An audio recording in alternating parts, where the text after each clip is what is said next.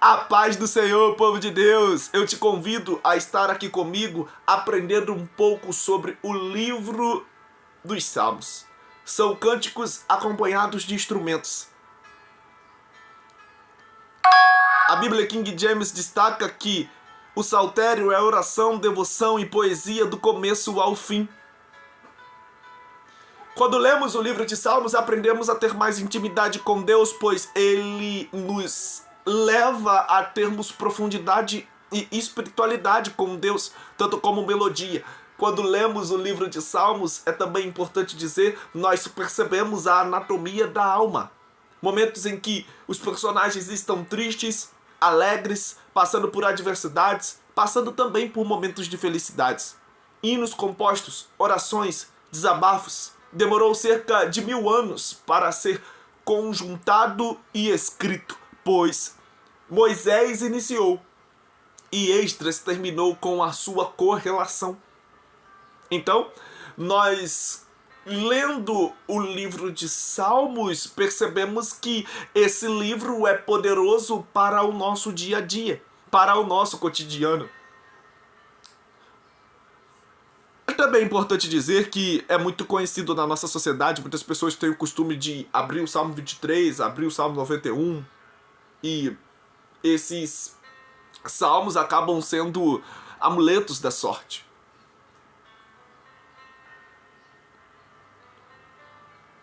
Os salmos são divididos em 5 livros correlacionados com o Pentateuco. O livro 1 demonstra o ser humano e criação.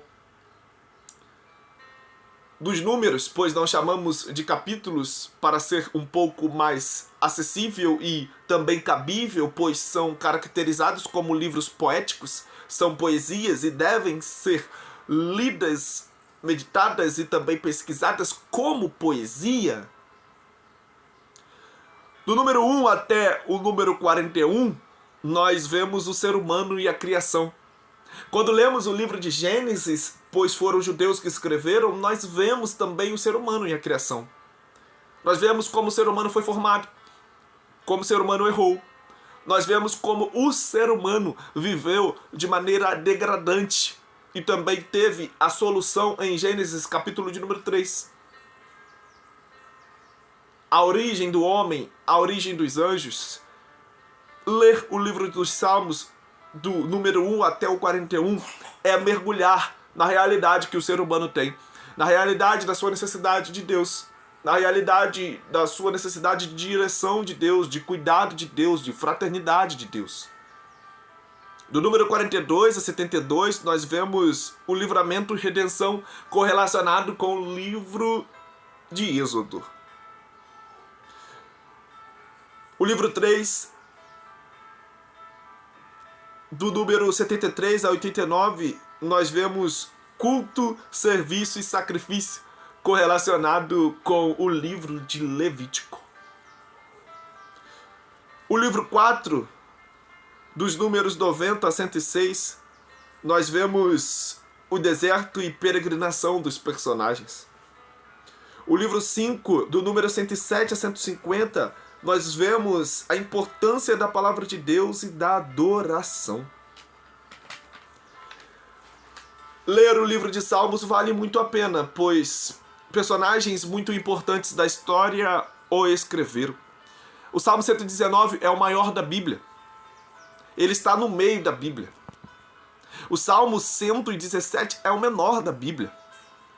100 pessoas escreveram o livro de Salmos. Personagens muito importantes para a história judaica, tanto como para a história mundial.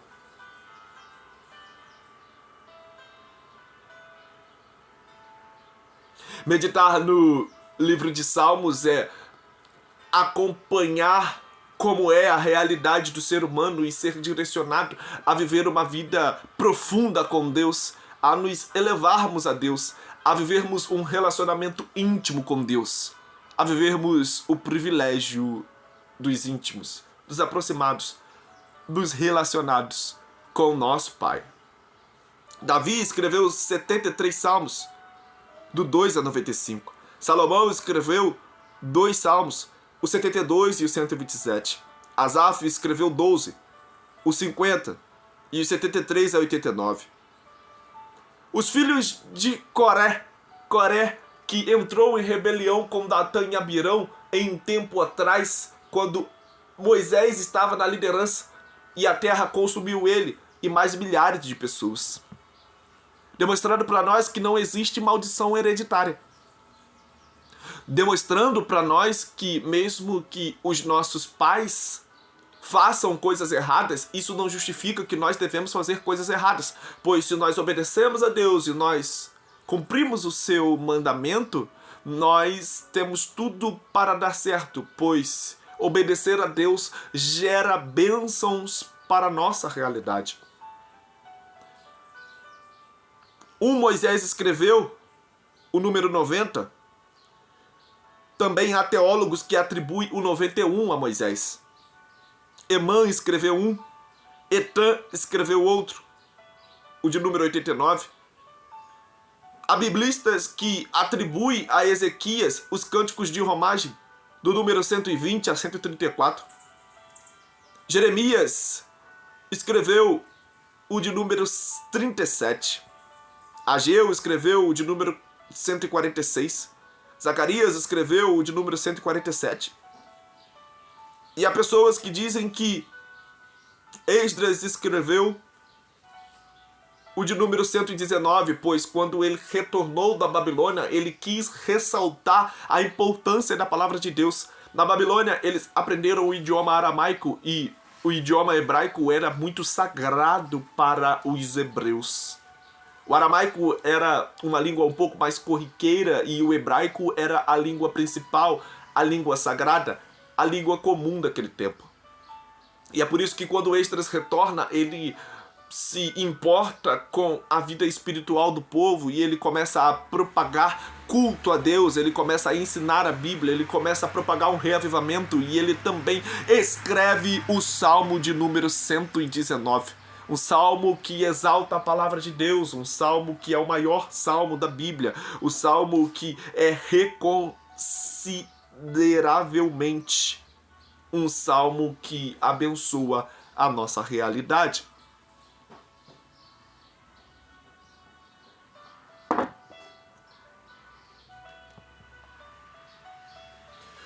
Nesta oportunidade, eu lhe convido a abrir a Bíblia comigo para ler o salmo destaque que eu quero aqui poder compartilhar com os irmãos. É o salmo de número 23. O nosso Jeová Rohi, o nosso bom pastor. O Senhor é o meu pastor, nada me falta. Em verdes prados me faz descansar e para águas tranquilas me guia em paz. Restaura o meu vigor e conduz-me nos caminhos da justiça por amor do seu nome. Ainda que eu ande pelo vale da sombra da morte, não temerei mal algum, pois tu estás comigo. A tua vara e o teu cajado me protegem. Tu preparas um banquete para mim na presença dos meus inimigos, me honrarás, ungindo minha cabeça com óleo e fazendo transbordar o meu cálice. A felicidade e a misericórdia certamente me acompanharão todos os dias da minha vida. E habitarei na casa do Senhor por dias sem fim. Esse salmo retrata a realidade do pastor e a ovelha. O pastor, naquele tempo, ele tinha o compromisso de cuidar das suas ovelhas. E ele levava as suas ovelhas para verdes pastos, que não tem nada a ver com os verdes pastos que hoje nós vemos na nossa condição rural. Não. Esses verdes pastos, lá na cultura judaica, são desertos rochosos que se formam quando a enchente que vem com águas turbulentas de Jerusalém alcançam o deserto da Judeia e começam a gerar muitas pedras rochosas com brotos. E o pastor tem o compromisso de levar as ovelhas e às vezes fica 3 meses longe de casa cuidando das ovelhas. Pois se as ovelhas comerem os pastos, aquilo que é da colheita da fauna e da flora lá em Israel, eles ficam sem condições de poder viverem, pois há regiões de Israel que eles vivem da agricultura. Então o pastor leva essas ovelhas para esses verdes pastos, que mais uma vez digo, são verdes pastos rochosos. E as ovelhas, elas são direcionadas para comer, para serem sustentadas e para serem cuidadas. Chega um momento em que elas precisam descansar e o pastor, como diz o Salmo, ele leva as ovelhas para verdes pastos e faz ela descansar no momento adequado, no final do dia. Depois que toda a turbulência passa, depois que toda a enchente passa, sobra-se apenas um pouco de água, uns lagozinhos que o pastor se responsabiliza por levar a ovelha lá e se hidratar. É importante dizer que, mesmo no deserto da Judéia, mesmo diante de todas essas adversidades, mesmo diante de todo esse perigo, o pastor está cuidando da ovelha o tempo todo. O pastor está alimentando a ovelha. O pastor está levando a ovelha a ser cuidada de uma maneira especial, a ser hidratada, a ser zelada. O pastor está no controle de tudo. O nosso bom pastor, em meio a perigos, ele nos leva a pastos verdejantes, a lugares rochosos que, embora sejam perigosos, nós temos a sua presença para que ele cuide de nós. Mesmo que as adversidades apareçam, ele se responsabiliza por cuidar, por educar, por direcionar, por dar alimento, por dar sustância. Afinal, ele é o nosso pastor. O verso 3 diz: restaura-me o vigor e conduz-me nos caminhos de justiça por amor do seu nome. O pastor permite que as ovelhas em Israel descansem e depois o pastor direciona as ovelhas no caminho de justiça. Direciona as ovelhas em um caminho que fica 2 riachos de um lado. E o pastor vai guiando a ovelha, ele vai na frente e vai guiando a ovelha. Ele não leva por caminhos perigosos, por caminhos que são injustos, ele leva para caminhos justos, pois Jesus disse: as minhas ovelhas ouvem a minha voz e conhecem a minha voz. O bom pastor literalmente tem a disponibilidade de dar tudo o que pode pela ovelha. E tudo isso é por amor do seu nome. Tudo isso é porque o nosso pastor ele é justo, tudo isso é porque o nosso pastor tem cuidado das nossas vidas, o nosso pastor tem sido fiel para conosco, mesmo que haja águas turbulentas, tempestades, perigos, lobos tentem nos pegar, animais selvagens tentem nos tragar, ladrões tentem nos roubar. O bom pastor é justo e nos direciona no caminho correto. O bom pastor cuida das nossas vidas. Ainda que eu ande pelo vale da sombra da morte, não temerei mal algum, pois tu estás comigo, a tua vara e o teu cajado me protegem.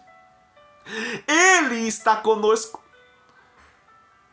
Em meio a lugares sombrios, enquanto a ovelha vai caminhando e ela tem que passar por lugares que são perigosos nessa caminhada, que vai de um pasto verdejante para outro pasto verdejante, a fim de que outros pastores venham com outras ovelhas, diz o verso: eu não vou temer, porque o meu pastor está comigo. Ele vai me guiando com a tua vara e o teu cajado. Ele vai cuidando de mim, ele vai me apacentando. Ele vai fazendo coisas boas ao meu favor. E é por isso que eu não temo, porque se eu estou com o meu pastor, eu não tenho por que ter medo, eu não tenho por que ser fraco, eu vou confiar na sua direção, eu vou confiar no seu direcionamento, eu vou confiar nele. Pois ele está comigo, ele me guia para caminhos bons, ele cuida da minha realidade. Afinal, tu prepararás um banquete para mim na presença dos meus inimigos. Aí Davi começa a se encontrar em tudo isso. Mesmo que os meus inimigos me traguem, mesmo que eles queiram me destruir, se eu estou debaixo da proteção do meu bom pastor. Diz o verso 5: Tu prepararás um banquete para mim na presença dos meus inimigos. Me honrarás, ungindo minha cabeça com óleo e fazendo transbordar o meu cálice. A felicidade e a misericórdia certamente me acompanharão todos os dias da minha vida, e habitarei na casa do Senhor por dias sem fim. Ele é o Deus que me dá a vitória. Ele é o Deus que me proporciona honra. Mesmo que todos queiram me matar, mesmo que todos queiram me destruir, mesmo que a minha mente, a minha alma e o meu corpo estejam em perigos, Ele é o meu bom pastor. E porque Ele é o meu bom pastor, Ele irá me proporcionar um tempo de honra, um tempo em que eu serei valorizado. Eu entenderei que a felicidade e a misericórdia do meu bom pastor para comigo me acompanhará, pois Ele está presente todos os dias da minha vida.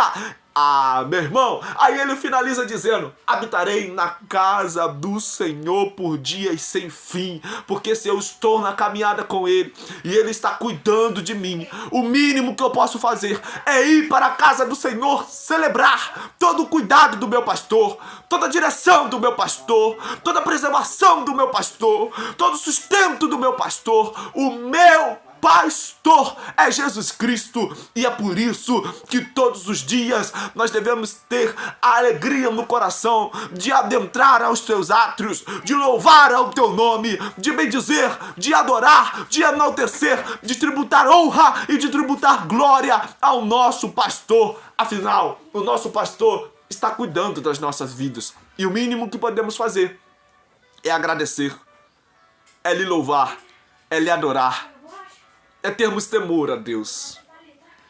Meu querido, eu finalizo aqui, minha querida, eu finalizo aqui e peço para que Deus abençoe a sua vida, abençoe a sua casa, abençoe a sua família. Espero que tenhas, através da ministração bíblica, sentido o cuidado do teu bom pastor. Que Ele te preserve, que Ele guarde a sua vida e guarde a sua alma, pois o teu bom pastor se importa contigo. Ele dá a vida por ti.